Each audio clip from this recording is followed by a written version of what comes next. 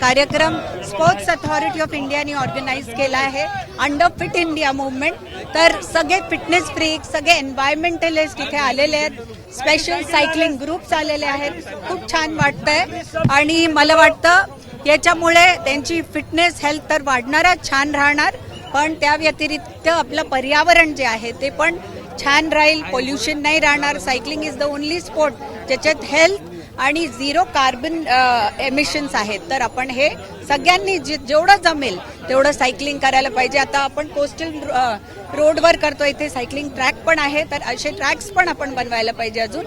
पण जिथे जमेल तिथे आपण हे सायकलिंग करत राहायला पाहिजे. यूथ या ठिकाणी जमलेला आहे आणि जर आपण पाहिलं तर एकूणच शरीराच्या दृष्ट्या कुठेतरी फिटनेसला जास्त महत्त्व दिलं जातं. करेक्ट, फिटनेसला महत्त्व दिलंच जात आहे, पण ॲट द सेम टाइम आपली जी एन्व्हायरमेंट आहे त्याला पण महत्त्व दिलं जात आहे. आणि मला वाटतं जो सायकलिंग करतो माणूस तो कम्प्लिटली हेल्दी राहतो, त्याला cardiovascular diseases, muscle related issues नाही होत.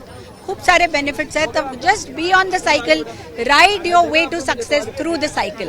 राजकारणात पण सध्या एक मरगळ पाहायला मिळते, विरोधकांना एक आलेली मरगळ आहे, त्यांना देखील आपण फिटनेस असेच धडे देतो.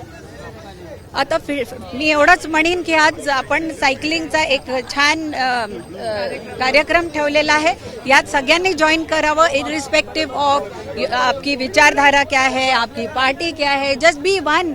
Cycling is a unifier. सब एक साथ करो सायकलिंग.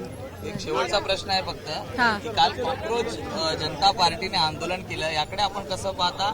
मोठ्या प्रमाणात युथ तिकडेही जमा झालेलं होतं. आंदोलन करायचा सगळ्यांना हक्क आहे, आंदोलन करावं, पण ते देश हितासाठी राहावं, जे मला त्या आंदोलनात असं आढळून नाही आलं. एवढंच मी बोलू शकते. एबीपी माझा, उघडा डोळे बघा नीट.